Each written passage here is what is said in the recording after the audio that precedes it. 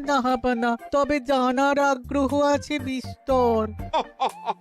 শুধু তোমার কেন, আরো অনেকেরই আগ্রহ আছে শুনলাম, আর সেটা যতক্ষণ না জানা যাচ্ছে ততক্ষণ মনটা কেমন খচখচ খচখচ করে।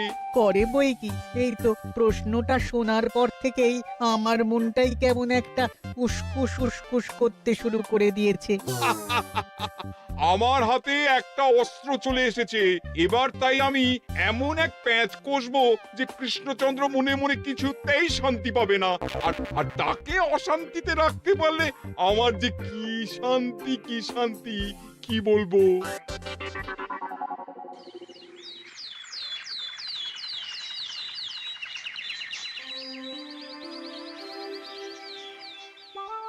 কি যে বলি, মানে এমন আমন্ত্রণ পেলে তো আর না বলা যায় না। যে আমন্ত্রণ পত্র পেয়ে আপনি এত উল্লসিত, আনন্দিত, সেই আমন্ত্রণ পত্র কার মহারাজ? আমার অনুমান এই পত্র নিশ্চয়ই নবাবের। তোমার অনুমান একেবারে সঠিক, রাজ্যতীষী। উমা, তাই বুঝি আপনি এত খুশি? সব দেখে শুনে আমারও তো খুব আগ্রহ জাগছে। সে তো জাগবেই, তবে আগে ভাগেই বলে না দিয়ে আমি দেখছি কার কেমন সব চিন্তা ভাবনা মাথায় আসে। খবর তো একটা আছেই মহারাজ, তবে কথাতেই আছে না, যত হাসি তত কান্না। তাই ভালোর বদলে খারাপটাই মনে আসছে যে বেশি করে। বোঝো ঠেলা, সবকিছুতেই খালি ঘেঁটে দেওয়া। সত্যি গোপাল, আজকাল যেন সবেতেই তুমি নেতিবাচক কথা বলো। এটাই তো গোপালের স্বভাব মহারাজ। সে যাই হোক, গোপালের অকর্মণ্যতা টের পেয়েই বোধ হয় নবাব শুধু আমাকে আর মন্ত্রীকে মুর্শিদাবাদে যাওয়ার নিমন্ত্রণ করেছেন। বেশ তো, ঘুরে আসুন না তবে, শুভস্য শীঘ্রম। তবে দরকার পড়লে এই ভাঙা কুলো গোপালকেই দরকারে লাগবে, কথাটা যেন খেয়াল থাকে মন্ত্রী মশাই।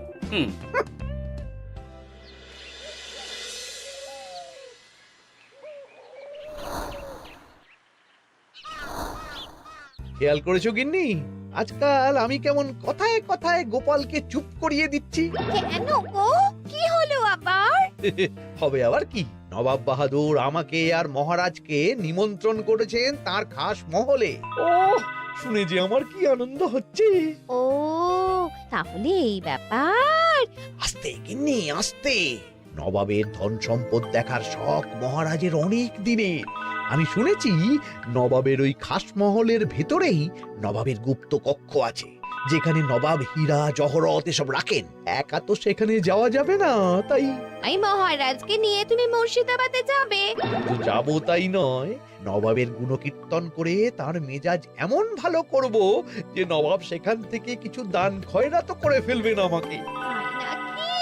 তবে নয় তো কি, গোপাল তো খেতে পাবেই না, গন্ধও শুঁকতে পারবে না। তুমি তো বারবারই চেষ্টা করো গোপালকে সরিয়ে দিয়ে বাজিমাত করতে, কিন্তু শেষ পর্যন্ত চিৎপাত হয়ে যাও। গোপালই তো তখন উদ্ধার করে, সেটা তোমার খেয়াল আছে তো? আমার মাঝে মাঝে সন্দেহ হয় গিন্নি, তুমি তলায় তলায় দল বদল করে গোপালের দলে চলে যাওনি তো?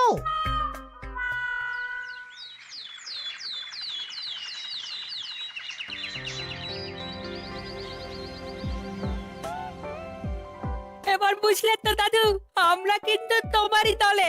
ঝালে ঝোলে অম্বলে সব সময় তোমার সঙ্গে সঙ্গে থাকি। তাই যখনই পাই তখনই তোমাকে সেবা করার সুযোগ হাতছাড়া করতে চাই না, কি বুঝলে? তাই বলে পড়া ছেড়ে তোরা এখন দাদুকে হাওয়া করছিস? তুমি বুঝবে না দিদা, দাদুকে শুতে বসতে হাতে রাখলে লাভ আছে। সে তো বটেই, আর তুমি বা শুয়ে আছো কেন? তোমার কি কাজকর্ম কিছু নেই? পড়ে পাওয়া 14 আনা ছুটি কাজে লাগিয়ে কদিন ভাবছি দিব্যি গায়ে হাওয়া লাগাবো, বুঝলে গিন্নি? আর আমরা এসে সেটাই করে দিচ্ছি। সে তো দেখতেই পাচ্ছি। তা ছুটিটা কি শেষ শুনি? ওদিকে মহারাজ আর মন্ত্রীমশাই নবাবের কাছে গেছেন, তাই এদিকে আমি শুয়ে পড়েছি, এই আর কি। কথাতেই তো আছে, চাষি গেল ঘর, লাঙল তুলে ধর, তাই না গিন্নি? কথায় কথায় দাদু ভালোই দিয়েছে। কোথায় মহারাজ তোমাকে সঙ্গে করে নিয়ে যায়নি বলে তোমার আফসোস হবে তা নয়, উল্টে তুমি শুয়ে শুয়ে হাওয়া খাচ্ছ। আমার মন বলছে শুধু আমি নয়, নবাবও বাজাচ্ছেন ওদিকে। মহারাজ আর মন্ত্রীমশাইকে ঘটা করে কি আর এমনি এমনি ডেকে নিয়ে গেছেন সেখানে?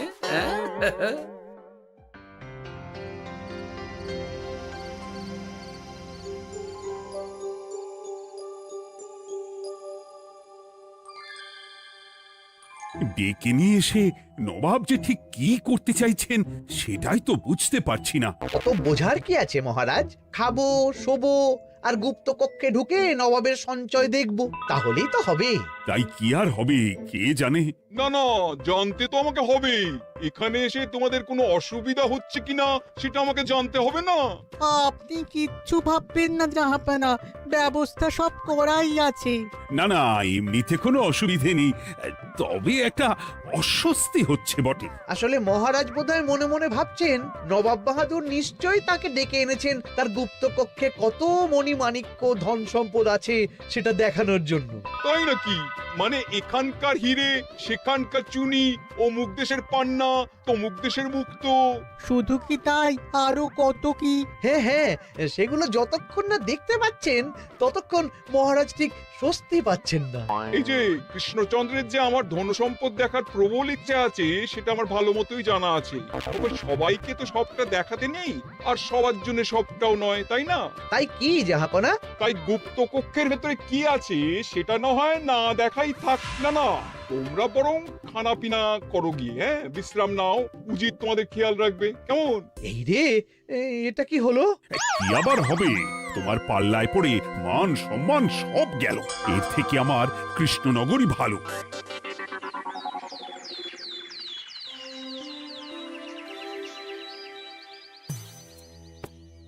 মুর্শিদাবাদ থেকে ফিরে আসার পর থেকেই কেমন থমথমে মুখ করে বসে আছেন মহারাজ। ব্যাপারটা কি? হাতির যত্ন কেমন হলো মহারাজ? কোনো ত্রুটি ছিল নাকি? না না, তেমন কিছু নয়, তবে তবে যে উদ্দেশ্যে নবাবের কাছে যাওয়া সেটাই তো সফল হলো না। গুপ্ত কক্ষে ঠিক কি কি ছিল সেটাই তো জানা হলো না, তাই না মহারাজ? উদ্দেশ্যটা আসলে কার ছিল সেটা আমি এখন ঠিক বুঝতে পারছি। তোমাকে আর সাফাই দিতে হবে না। সেই বুঝবেন, তবে দেরিতে বুঝবেন। কি আর করা যাবে, ফলে যা হওয়ার তাই হবে। না না, তাই বলে নবাব যেভাবে তার গুপ্ত কক্ষে ঢুকতে না দিয়ে আমাকে অপমান করেছেন সেটা আমি মোটেই মেনে নিতে পারছি না। মহারাজের এই অপমানের শোধ তুলতে পারে একমাত্র গোপাল, আমি নিশ্চিত। ঠিক বলেছেন, গোপাল যদি দেয় কোনো চাল তাহলেই নবাব হবেন নকল। না না, এর মধ্যে গোপালের ঢোকার কোনো দরকার নেই। এটা মহারাজ আর নবাবের ব্যাপার। তুমি চুপ করো, কে কোথায় ঢুকবে সেটা আমায় দেখতে দাও। এখানে আর দেখার কি আছে মহারাজ? নবাবের মুখের ওপর তো আর কিছু বলা যাবে না। তুমি বলো গোপাল, সুযোগ পেলে তুমি নবাবকে পাল্টা শিক্ষা দিতে পারবে কিনা? সুযোগ পাওয়া যায় না মহারাজ, সুযোগ তৈরি করে নিতে হয়। তাই আমি সুযোগ তৈরিও করব আর তার সদ্ব্যবহার করব। আর এটাও বলে রাখছি, নবাবকে নাকাল করে সুদে আসলে আপনার অপমানের বদলা নিয়ে তবে ছাড়ব।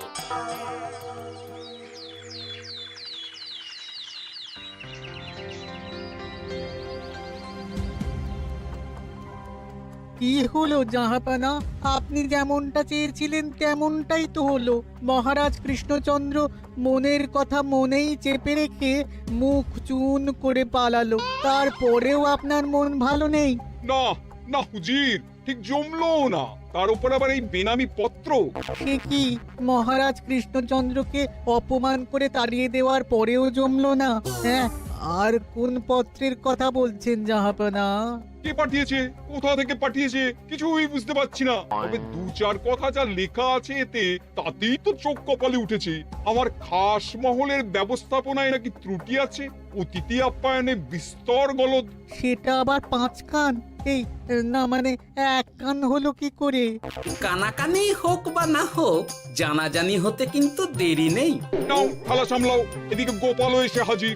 এমনি এমনি কি আর এসেছি জাহাপানা? আসলে মহারাজ এসে আপনার খাস মহলে ছিলেন বটে, তবে যে শয্যায় মহারাজকে শুতে দেওয়া হয়েছিল সেটা ছিল অসমান আর শক্ত। তাই আমি ছুটে এসেছি আপনার এইরকম নিম্নমানের সামগ্রী আর ব্যবস্থাপনা দেখার জন্য। এখানে আবার দেখার কি আছে? সবাই তো জানে নবাবের ধন সম্পদের কথা, এবার না হয় আমি নবাবের দৈন্য দশার কথা জানাবো সবাইকে। এইসব কি হচ্ছে? কিছুই তো বুঝতে পারছি না। প্রথমে এই পত্র, তারপর গোপালের অভিযোগ এই মাত্র। না না না না, এই রকম হতেই পারে না। কি হতে পারে না জাহাপনা? আমার শয্যায় কোনো গলদ নেই, আর এটা শুধু তুমি চোখেই দেখবে না, একবার শুয়েও দেখবে। আজ রাতটা তুমি আমার খাস মহলেই কাটাবে, আর ওই শয্যাতেই শোবে। হ্যাঁ, এই রকম করবেন না জাহাপানা, গোপালকে বিশ্বাস নেই, কখন যে কি করে ফেলবে তখন দেখবেন মাথা চাপড়াতে হবে। তবে এটাও শুনে রাখো গোপাল, যে গুপ্ত কক্ষ আছে যেখানে হিরে জহরাত প্রসাধনী সামগ্রী ইত্যাদি প্রভৃতি রাখা আছে, তার দরজা কিন্তু কোনো মতেই খুলবে না। সত্যি কথা বলতে কি, সেই গুপ্ত কক্ষ দেখার স্বাদ আমারও ছিল বটে, তবে কি আর করা যাবে, নবাব যেমন বলবেন সেটাই মেনে নিতে হবে। তবে মনটা আনচান করবে, এই আর কি। যাক, গোপালের মনের মধ্যেও অস্বস্তি ঢুকিয়ে দেয়া গেছে তাহলে। বাবা, ছুঁচ হয়ে ঢোকার সুযোগ পেয়েছি, এবার ফাল হয়ে বেরোবো।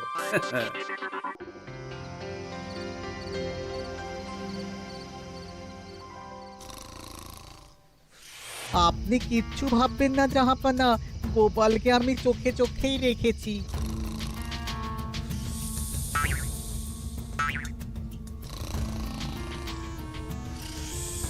কিন্তু দেখে তো মনে হচ্ছে গোপালের শুতে কোনো অসুবিধা হচ্ছে। তা কি করে হয় জাহাপানা? অবশ্য কায়দা করে গোপালের মনে যে গুপ্ত কক্ষের ভাবনা ঢুকিয়ে দিয়েছেন, হতে পারে তার জন্যই সে আনচান করছে।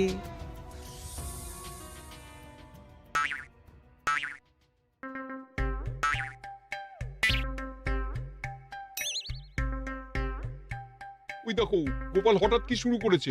তাই তো, কিন্তু কি করতে চাইছেটা কি? কি হলো গোপাল, কিছু বলবে নাকি? এ কি, আমি কোথায়? ও, এটা তো রাসমহলই মনে হচ্ছে। এখানেই তো তুমি ছিলে, কি মুশকিল। আচ্ছা, তোমার অসুবিধাটা ঠিক কোথায় হচ্ছে বলো তো? না না, শুতে তেমন কোনো অসুবিধা বোঝার আগেই তো অন্য অসুবিধে শুরু হয়ে গেল। আসলে সত্যি সত্যি তো আর গুপ্ত কক্ষে ঢুকতে পারিনি, তাই স্বপ্নে ঢুকেছিলাম মনে হলো।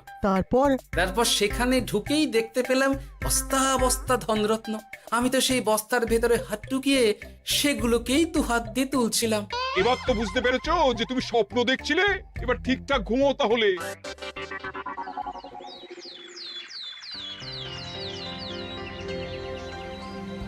কাল রাতে গোপাল আচ্ছা ঝামেলায় ফেলেছিল। কবে ফেলে না জাহাপানা? আমাকে নিয়েই আলোচনা চলছে মনে হচ্ছে। ভুল কিছু মনে হয়নি, সে যাই হোক। এখন বলো দেখি, খাস মহলের শয্যাটা কেমন ছিল কাল রাতে? সে আর কি করে বলি জাহাপনা, স্বপ্ন দেখার চক্করে ঘুমের দিকে তেমন মন দিতে পারিনি যে। গোপাল মানেই গোলমাল, আবার বাহানা দিতে শুরু করেছে। তাই বলছিলাম কি, আর এক রাত না ঘুমোলে ঠিক মতো বলতে পারবো না। বেশ তো, আর এক রাত থাকো না হয়, তবে আমারও একটা শর্ত আছে। আগের রাতে তুমি স্বপ্নের ঘরে যা কাণ্ড ঘটিয়েছো না, তাতে জাহাপানা খুব বিরক্ত, বুঝতে পারছো নিশ্চয়ই। বুঝেছি তো, তবে যে কোনো শর্তেই আমি খাস মহলে শুতে রাজি।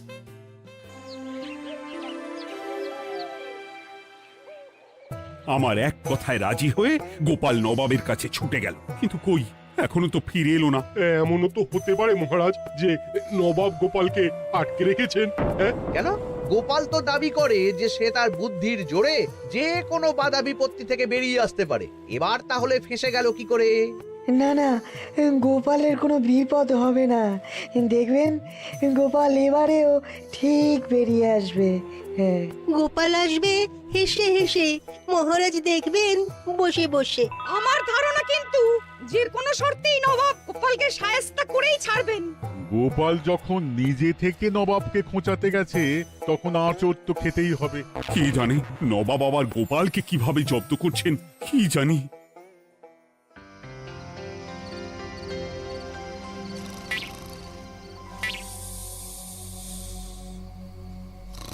ব্যবস্থাপনায় কোনো ত্রুটি নেই জাহাপানা, তবে আজ গোপালকে না আচ্ছা জব্দ করা হয়েছে জাহাপানা। গোপালকে আজ আর বালিশ দেওয়া হয়নি। এমনটাই তো নির্দেশ দিয়েছিলাম। দেখি, আজ মনে হচ্ছে গোপাল বিশেষ ট্যাপও করতে পারবে না। কিন্তু এ কি, গোপাল যে আবার উসখুস করছে। তাই তো দেখছি। এক্ষুনি গোপালকে ঘুম থেকে ডেকে তুলে দিতে হবে, না হলে আজ আবার একটা অনিষ্ট করবে। না না, আজ আর কিছুই করতে পারবে না, বালিশই তো নেই।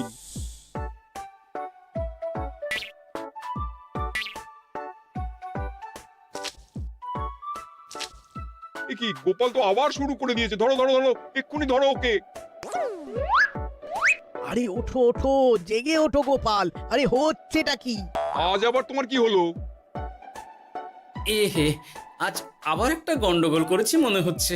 গন্ডগোল বলে গন্ডগোল, জল ছড়িয়ে কি অবস্থা করেছো দেখো। আমার কোনো দোষ নেই, কিন্তু সেই আবার গুপ্তকক্ষের স্বপ্ন এলো আর গোলমাল হয়ে গেল। আজ আবার কেমন স্বপ্ন এলো? গুপ্তকক্ষের যেদিকে আরব আর পারস্য দেশের আতরের সম্ভার ছিল, স্বপ্নে সেই দিকে ঘুরছিলাম আজ। সেগুলো ছড়িয়ে ছড়িয়ে দেখতে দেখতেই স্বপ্ন ভেঙে গেল। বটে, দাঁড়াও, কাল সকালই তোমার ব্যবস্থা হচ্ছে।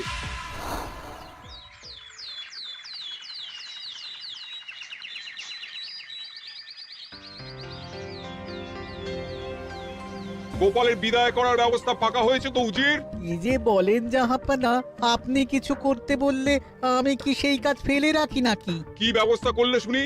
তোমার তো আবার 18 মাসে বছর। এবারে আর সেটা বলতে পারবেন না। ঘোড়ার পিঠে চেপে এতক্ষণে হয়তো গোপাল কৃষ্ণনগরে পৌঁছেও গেছে।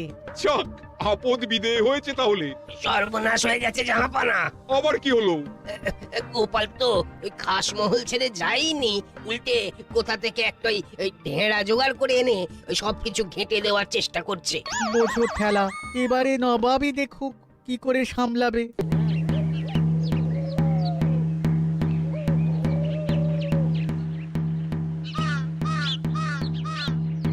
শুনুন শুনুন শুনুন, আরে আরে আরে, আরে কি শোনাচ্ছটা কি গোপাল? এখনো শোনাইনি, তবে শোনাবো শোনাবো ভাবছি। সবাইকে জানাতে গেলে এই ঢাড়া পেটানো ছাড়া আর উপায় কি? কিন্তু জানাবেটা কি? এই যে নবাব যে অতিথিদের ডেকে এনে তাদের নিশ্চিন্তে ঘুমোতে দেওয়ার ব্যবস্থা করতে পারেন না, এটা তো সবার জানা দরকার। কি বিপদ! না না না না, এই বদনাম নিয়ে আমি গোপালকে কোথাও যেতে দেবো না। তাহলে কি করতে হবে জাহাপানা? আজ ও রাতে গোপাল খাস মহলে শোবে। এই তো এবার পড়েছেন গোপালের জালে।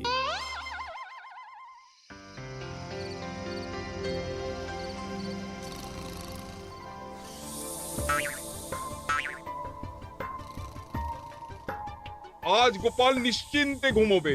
স্বপ্ন অস্বস্তি হওয়ার মতন কিছুই হবে না আজ। গোপালকে ভরসা নেই জাহাপানা, কখন যে কি করে ফেলে বলা তো যায় না। না না, আমি নিশ্চিত আজ আর কিছুই হবে না।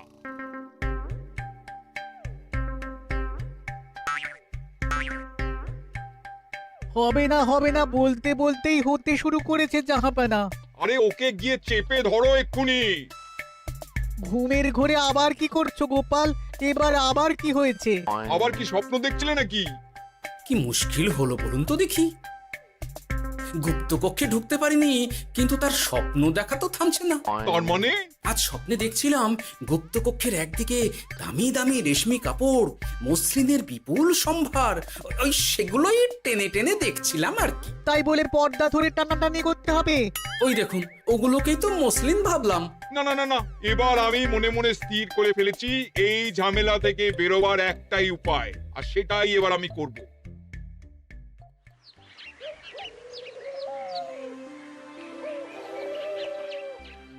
গোপালের ফিরতে কিন্তু এবার সত্যিই দেরি হচ্ছে। দেখুন, হয়তো গোপাল বেশি বাহাদুরি দেখাতে গিয়ে ফেসে গেছে। হেসে নয়, এই যে কেমন হেসে হেসেই এসেছি দেখুন। এই তো গোপাল ফিরে এসেছে। শুধু ফিরেই আসেনি, তার সঙ্গে আরেকটা সুসংবাদও নিয়ে এসেছি। হ্যাঁ, সেটা আবার কি? আমার প্যাঁচে পড়ে নবাব শেষ পর্যন্ত বাধ্য হয়েছেন গুপ্তকক্ষ খুলে দিতে, সঙ্গে কিছু উপঢৌকনও দিয়েছেন। ব্যাপারটা ঠিক কেমন করে কি হলো বলো দেখি। বলছি মহারাজ, নবাব বাহাদুর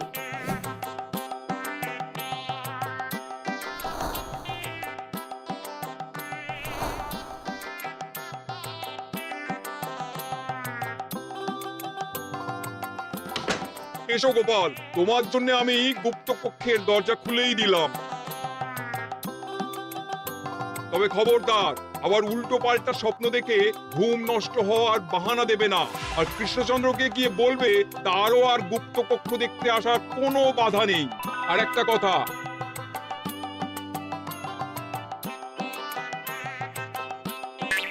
এইসব নিয়ে খুশি থাকো, তবে নবাবের খাস মহলের নিন্দে করে আবার ঢেঁড়া পিটিও না যেন।